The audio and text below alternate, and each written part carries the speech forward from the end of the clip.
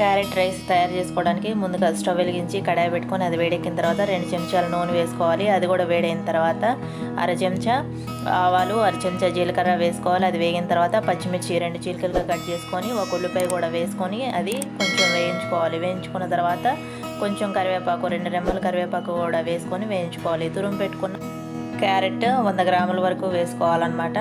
వేసుకొని దాన్ని బాగా వేయించుకోవాలన్నమాట. అది వేగిన తర్వాత ఒక స్పూను ఉప్పు వేసుకోవాలి. అర చెంచా అల్లం వెల్లుల్లి పేస్ట్, ఒక స్పూను కారం, హాఫ్ స్పూను పసుపు వేసుకోవాలి. తర్వాత గరం మసాలా కూడా వేసుకొని మంచిగా వేయించుకోవాలి. అది వేగిన తర్వాత అన్నం వేసుకుంటున్నాను. 2 కప్పుల వరకు అన్నం వేసుకోవాలి. వేసుకొని దీన్ని కూడా బాగా గరిటతో కలుపుకోవాలన్నమాట. అంతే సింపుల్.